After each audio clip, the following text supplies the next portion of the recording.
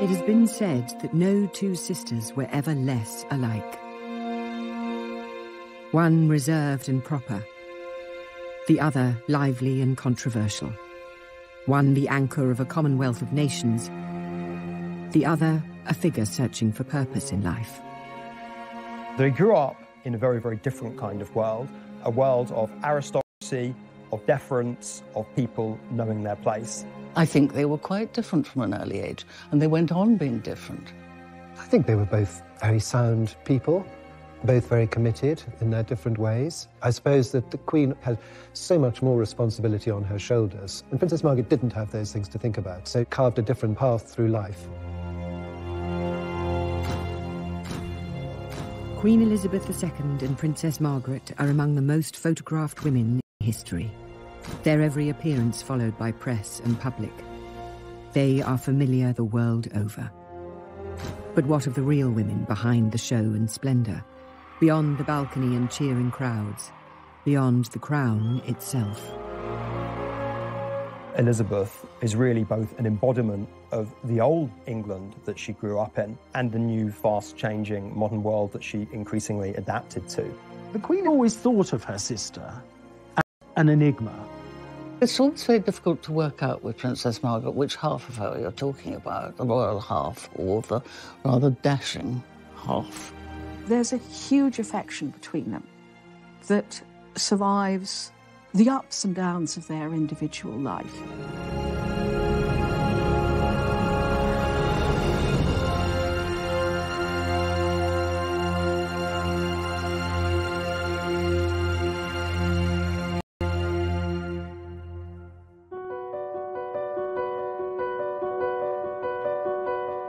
The contrast between the sisters was there from the beginning.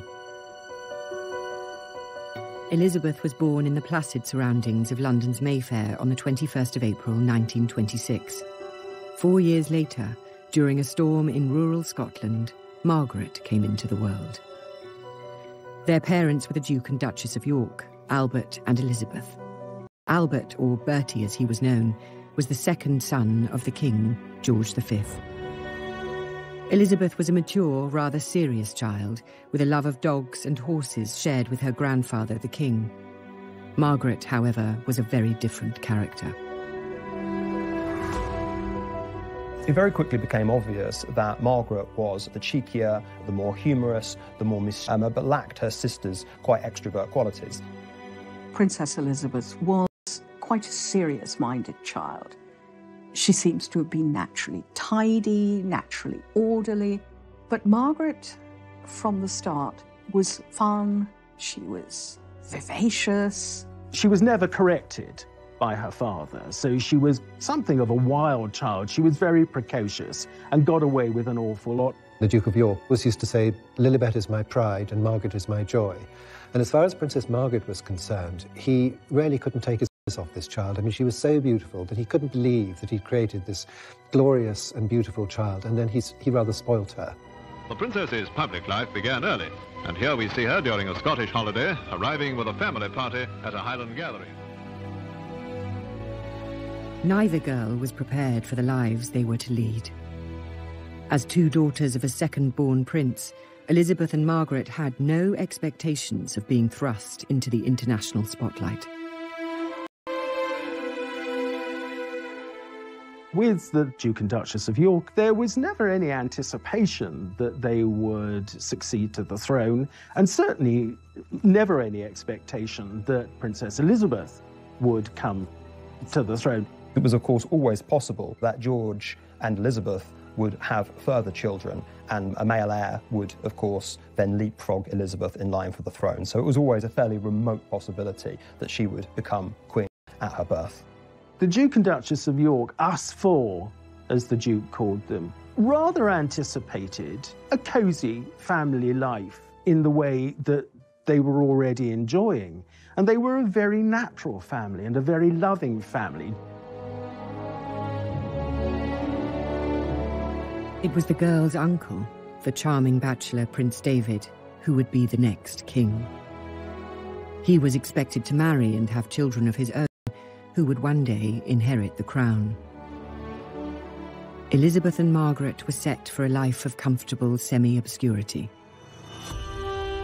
Until 1936, the year everything changed. Late on the 20th of January, King George V died at Sandringham. He'd been unwell for quite some time, and it went back to the Great War, when he was thrown from his horse while reviewing troops in France and suffered from chronic obstructive pulmonary disease and pleurisy. Now, that's a progressive condition, so it didn't get any better. The only witness to the king's final moments in this regard were his physician, and his physician claims to have administered a lethal dose of morphine euthanasia.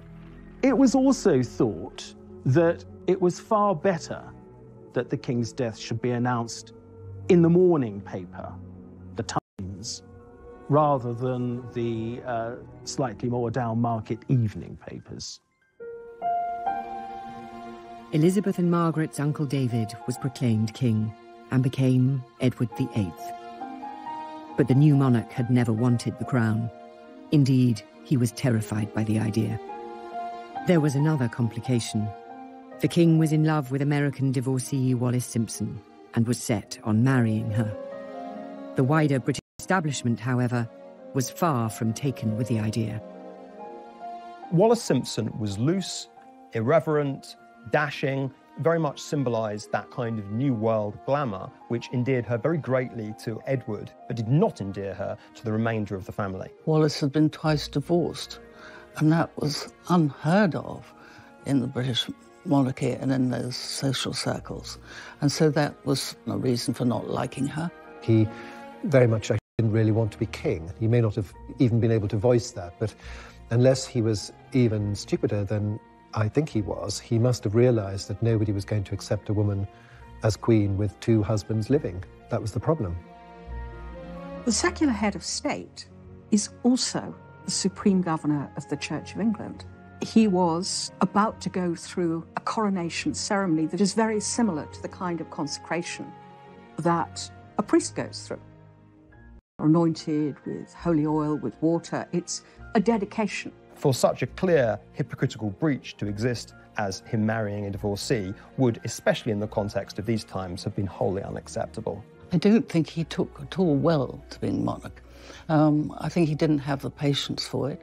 His own grasp of detail, particularly in regards to the empire, particularly in regards to the industrial disputes which were enveloping the country, really left quite a lot to be desired. Indeed, it is said that George V predicted, rather darkly, that if Edward became king, he'd ruin himself within a year.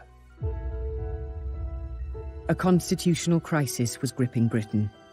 The public were unaware, the press was muzzled, and the king's affair kept secret. Finally, unable to renounce the woman he loved, the king gave up his crown. On December the 11th, 1936, Edward abdicated. He had been king less than a year. It was a shock. It was seen, I think, popularly as a dereliction of duty. There were those who thought Edward should stay and should be allowed to marry Wallis Simpson, and there were those who just thought this man is a waste of monarchy from a man who would have been a pretty awful king. A crowd gathered outside Bertie's house in Piccadilly. The new king's family had moved out of their home into the vast and cold magnificence of Buckingham Palace. The lives of Elizabeth and Margaret were transformed. Elizabeth was now next in line to the throne. The training for her future role began at once.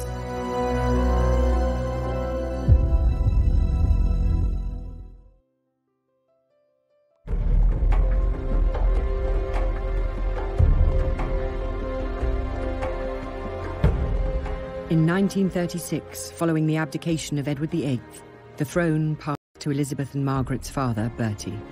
He became George VI. On the 12th of May 1937, he was crowned at Westminster Abbey. George was wholly unprepared for being king. He himself said that it was like a lamb being led to the slaughter. There was an established convention of not using first Christian name, but using middle names to rule under, and he chose George simply because within the Hanoverian tradition there had already been 5 Georges, and of course, the previous monarch was called George II, and he wanted very much to embody stability after the chaos and confusion of the abdication crisis. The Duke of York realised that he might have to step forward and become king without having had any experience at all of state papers, any of the training that his brother had had. He went in absolutely cold.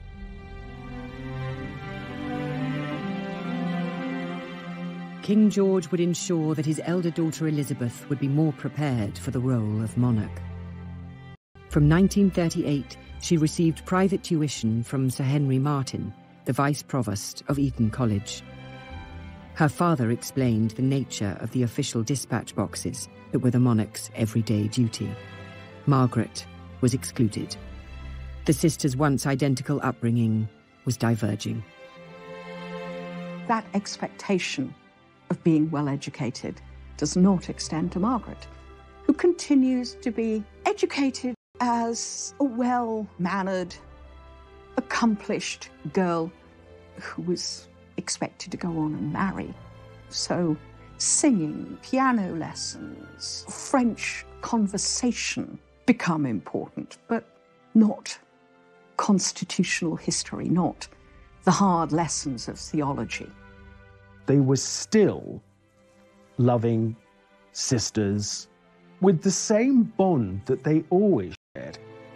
This was a very definitive event which exacerbated early tendencies that the girls may have already had, Elizabeth to duty and Margaret to constitutional decision-making. Beyond the girls' classrooms, the world was in crisis. The aggression of Nazi Germany had sparked a new conflict in Europe. It was suggested that Elizabeth and Margaret be evacuated for their own safety.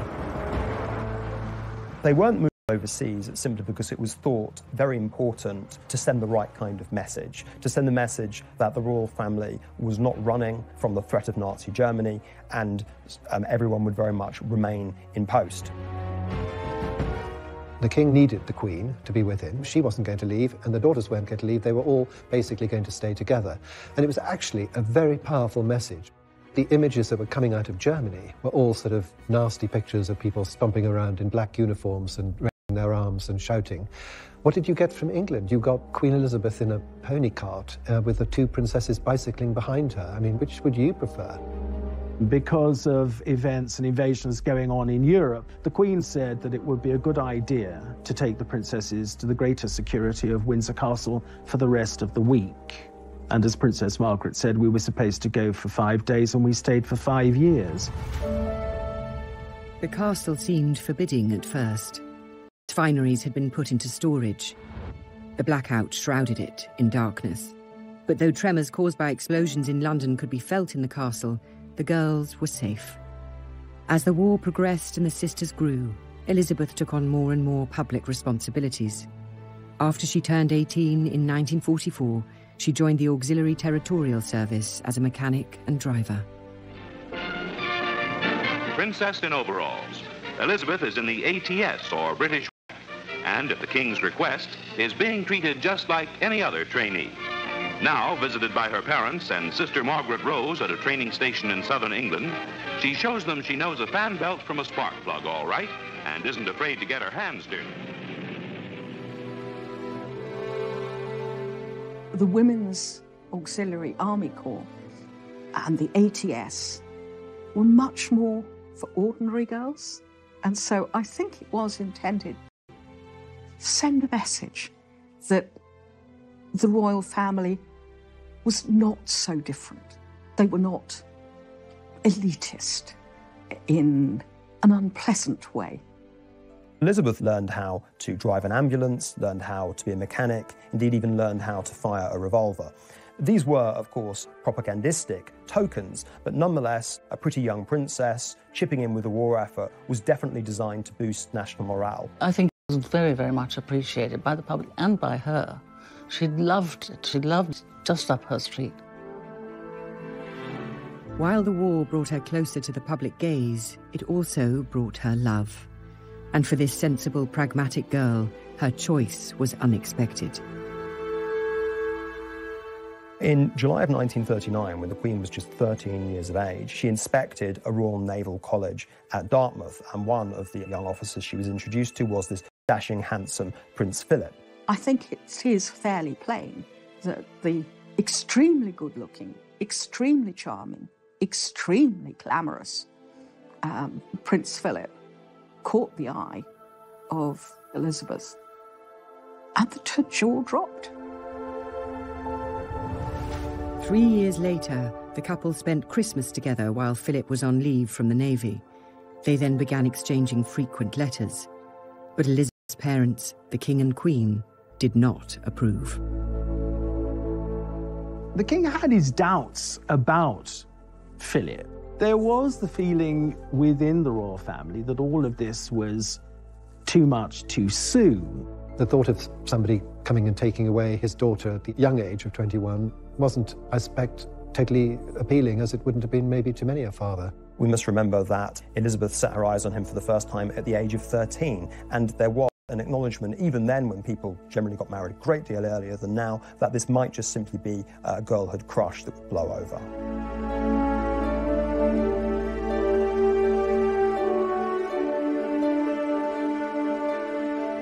The King and Queen's resistance had been defeated. On the 20th of November 1947, Elizabeth and Philip were married at Westminster Abbey. Margaret was among the bridesmaids. Elizabeth and Philip take their places on history's pages. To the stirring strains of Mendelssohn, they march as man and wife toward the west door amidst nearly 3,000 invited spectators.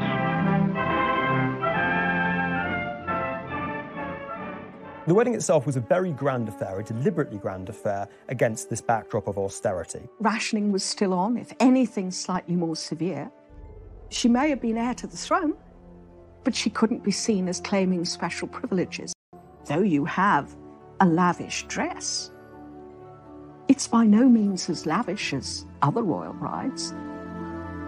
The wedding was the first big royal occasion since the King and Queen's coronation 10 years before. And Winston Churchill referred to it as a flash of colour on the road we have to travel. The following year, Elizabeth gave birth to a son. Charles was born on the 14th of November 1940. This meant Margaret was no longer next in line to the throne. I think that Margaret had already accepted that her sisterly relationship with Elizabeth had changed once Philip was on the scene, and so in many respects the arrival of Charles didn't really change that.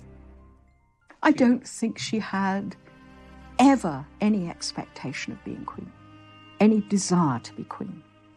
And so, if anything, it was probably a relief. I'm sure that the first reaction that Princess Margaret had was, great joy.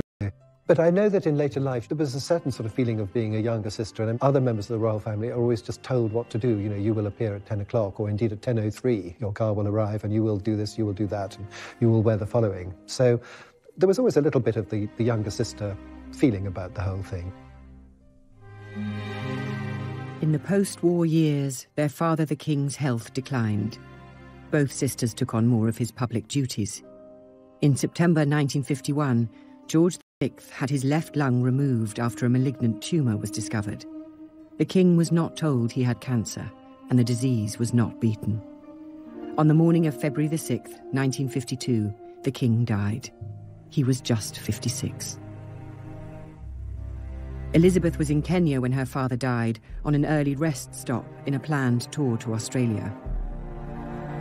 Elizabeth was always thought of by the King as being his protégé.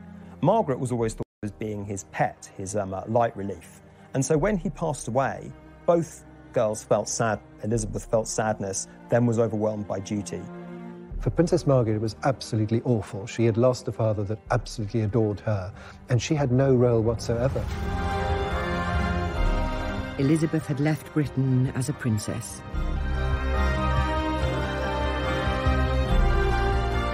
She returned as its queen.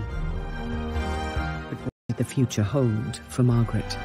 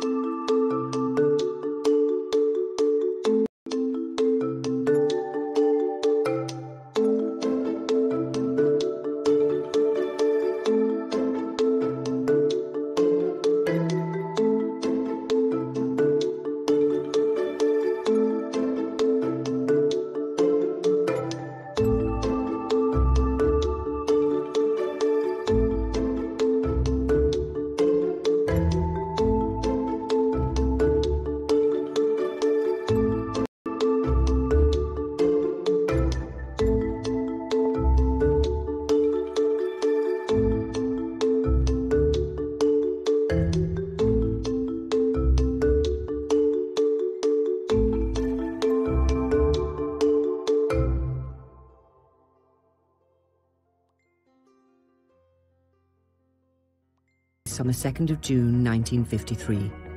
It was a lavish affair. Westminster Abbey had been closed for months as preparations took place, and on the day itself, millions thronged the streets of London. Transformed people. The coronation was to be an end to austerity. It was to inaugurate as a new Elizabethan age. It was designed really to reaffirm Britain's status in a post-war world which had been turned upside down. A very glamorous young queen was there to optimistically lead the British people into the future. I do remember Coronation Day quite well because my father had tickets for some seats near Admiralty Arch through the army. He was in the army. And I remember sitting there and seeing the guests and their carriages coming towards Admiralty Arch where Churchill came along. And I remember opposite us his furious face sticking out of the window, glaring at the traffic jam in front of the arch. The coronation itself was the same ancient ceremony unchanged for centuries, but there was at least one touch of modernity. It was the first to be televised. Not that many ordinary people owned televisions. Britain was still mired in post-war austerity. Some goods were still rationed 8 years after the defeat of Germany, and on the international stage, Britain was declining as an imperial and military power. Nevertheless, the nation celebrated. Yet behind the pomp and glamour of that day lay family grief, disputes and scandals just waiting to explode. In the middle of preparations for the coronation, Margaret stunned Elizabeth by informing her that she wished to marry. Her desired husband was a man named Peter Townsend. He had been a wartime flying ace and had flown more than 500 missions and been shot down twice in the process. During the war, George VI decided that he would honour servicemen who distinguished themselves and would have them as a query for periods of 3 months. Recommended was the much decorated RAF fighter pilot, Group Captain Peter Townsend. Townsend and the King got on so well together, it is said the King referred to him as the son I never had, that the idea of a 3-month period in waiting as a query just went straight out of the window. After the King's death in 1952, Townsend's job disappeared, but the family did not wish to lose him. He was invited to join the Queen Mother's household as controller, a role he accepted. All the girls at Buckingham Palace took a shine to this guy, but the one who really fell in love with him was Princess Margaret. You can understand, perhaps, at that moment, having lost her father, she turned more to him than was perhaps advisable. He was there when her father died. Part of the inner circle of royal aides and servants who helped to comfort Margaret. After all, Margaret was devastated by her father's loss. This was a man who'd been close to, who'd been liked by her father. He was also, like her brother-in-law, a hero, and people liked heroes. It was still an age when we built heroes up. Townsend was 16 years older than Margaret and recently divorced. While these facts did not trouble Margaret, others were less happy. Well, there was opposition to the relationship for one simple reason, that he was already married, and he had a wife and he had 2 boys. Divorced people not really allowed to have a social life. And I think that sadly that was what happened. He was quite a bit older than her, but I don't think that would have mattered. Under a law of 1772, all members of the royal family had to have the sovereign's permission to marry. Elizabeth was sympathetic. She could see the love between the couple, but she asked Margaret to wait until the coronation was out of the way and everything had settled down. Margaret left the meeting with her sister feeling hopeful. But when Elizabeth spoke to her private secretary, Sir Alan Lascelles, he was horrified and urged Elizabeth to send Townsend abroad. Elizabeth was caught between love for her sister and her responsibilities to the legal and religious bodies she headed. She loved Margaret and she wanted her to be happy. I think it was incredibly difficult for her. All of politicians, with some exceptions, including Winston Churchill, were advising her that this marriage should not go ahead. And as such a new monarch, she didn't want to risk the potential friction for really putting up strong opposition against what the political classes were telling her. In other words, she put duty before her own private feelings. The Queen is temporal governor of the Church of England, and the Church of England would not recognise divorce. She agreed to send Townsend abroad. He was appointed heir attaché in Brussels. Townsend was stunned by this exile. He did not even get a chance to say goodbye to Margaret, who was on a royal tour in Africa at the time. Margaret was left bitter. Her own sister was queen but could not have correspondence. The couple believed they had only to wait. It was also obviously part of the plan that if Margaret and Townsend had to wait 2 years, it was pushing the princess closer to her 25th birthday. And the importance of that was that at 25, a member of the royal family could petition Parliament for permission to marry. And if both houses didn't oppose it, then they could have a civil marriage. And that was, I think, what was happening here. Margaret was going to be 25 in August of 1955. As the press counted down to the date, speculation grew that an engagement announcement was imminent. But her birthday came and went with no announcement. Finally, on the 31st of October 1955, Margaret released a statement to the press. Her relationship with Townsend was over, it said. There would be no marriage. The decision not to marry Group Captain Peter Townsend is reached by Britain's Princess Margaret, here arriving with her mother for a formal family appearance at London's Royal Opera House. In putting duty and religion ahead of her heart, Margaret had the example of her sister, the Queen, who dutifully entertained the President of Portugal while the family crisis neared a climax. Queen Mother Elizabeth approved her daughter's decision. Strongly opposing the marriage was the Archbishop of Canterbury. The traditional interpretation has always been that the Prime Minister and ecclesiastical figures really threatened Margaret with the withdrawal of her royal allowances and her HRH if a marriage with Peter Townsend went ahead. The government of the day, under the premiership of Anthony Eden, had actually done something of a U-turn. Far from opposing the marriage, they had paved the way for Margaret and Peter Townsend to marry if they still wished to do so. A formula was found, which would have meant that she could have retained her status as princess. We now know that Princess Margaret, had she wanted to marry him, would have lost nothing but her place in the line of succession.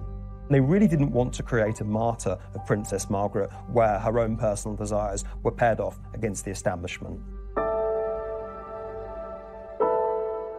It was not government pressure that had ended the relationship between Margaret and Group Captain Townsend. The truth was far simpler.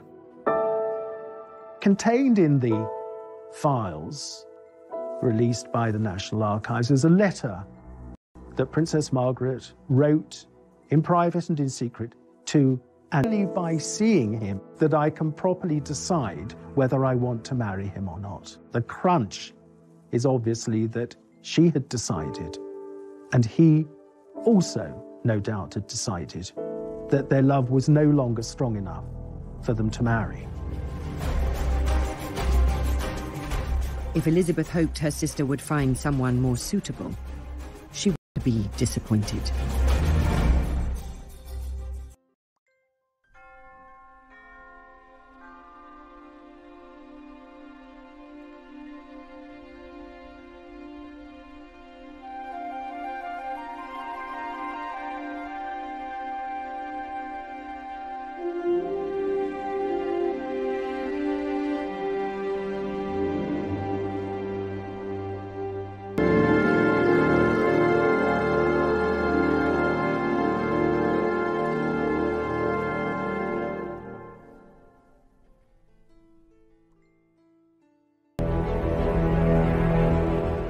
In the 1950s, Britain was struggling to adapt to a new era.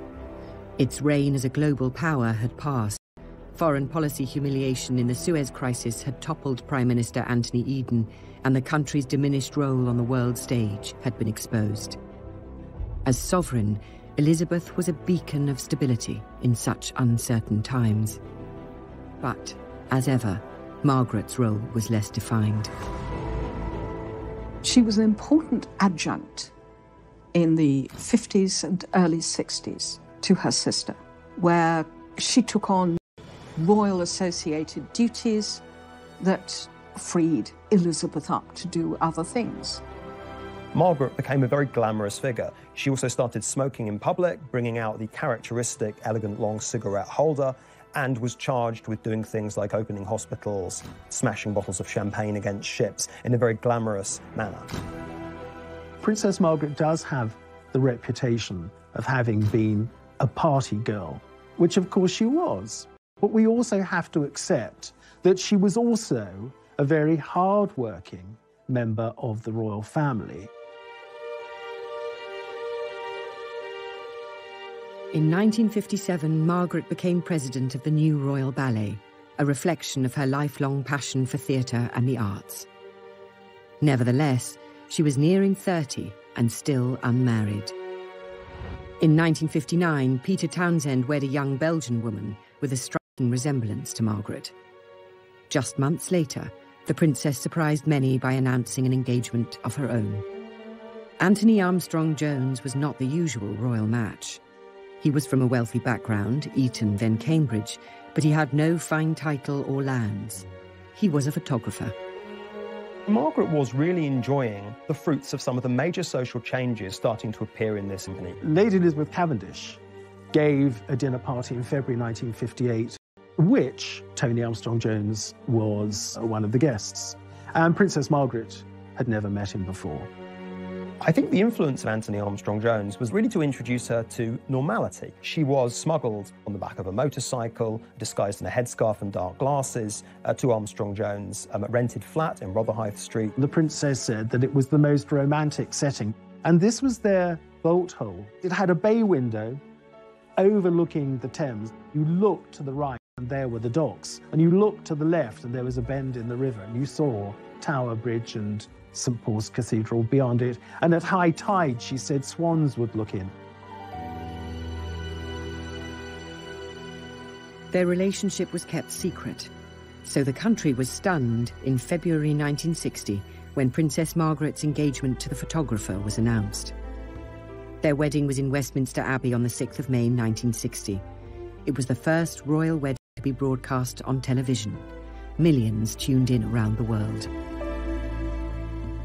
I think as a sister, Elizabeth was very happy that Margaret had been able to find a man she loved.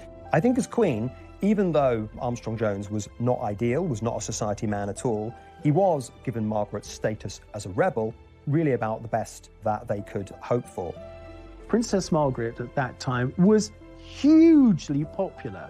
Everything she did made news. Everything she wore made news. So when she married, this was an occasion of great celebration. Everybody was frightfully pleased with the sort of glamour of the wedding. And Princess Margaret looked wonderful, and he was a talented photographer, and it all seemed very modern and just how it should be. The whole thing really was a very, very beautiful occasion. I mean, I can remember being a young schoolboy, totally enthralled watching this on the television. Despite the excitement of that day and the 2 children born in the years that followed, the marriage soon became troubled. Mutual infidelity, drugs, and alcohol strained the relationship to breaking point.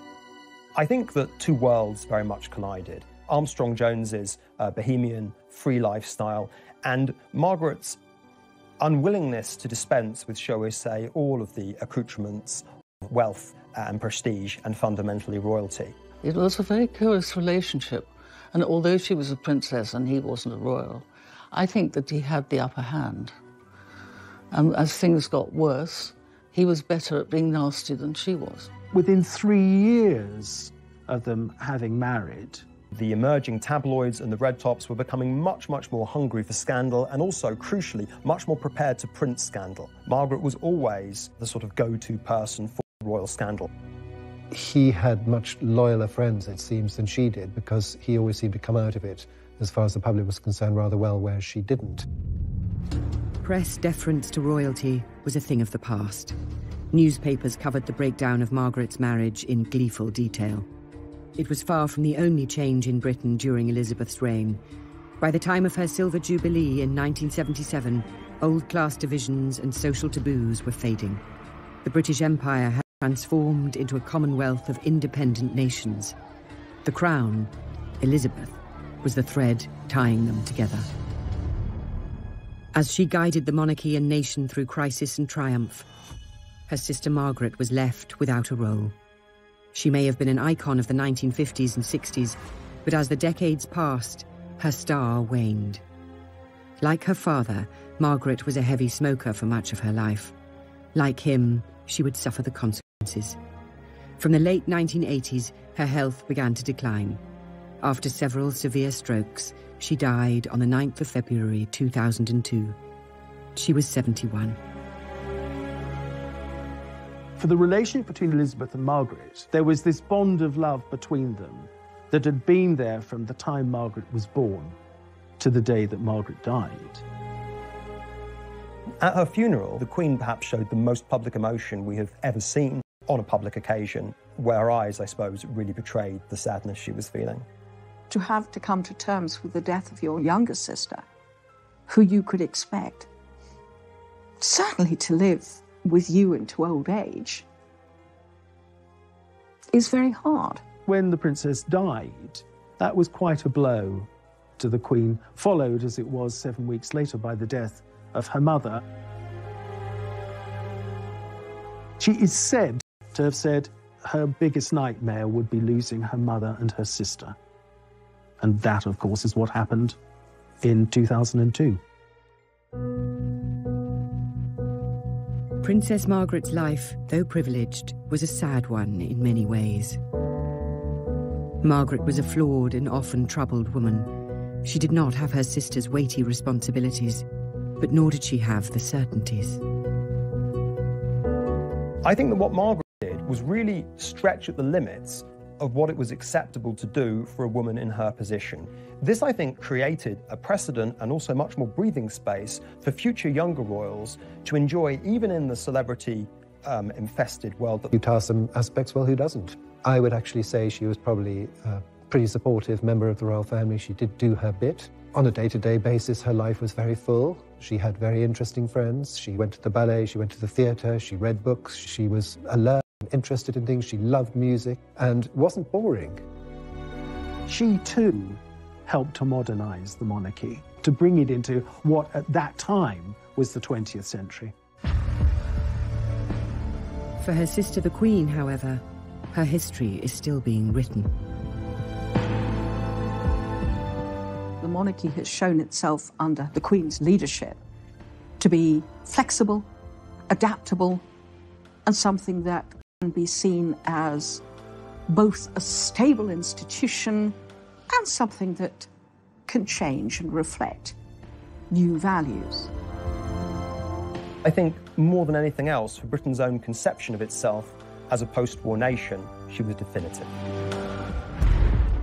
She has been criticised, her family have been deeply criticised, and by just being herself and keeping going and being straightforward, it's absolutely paid off.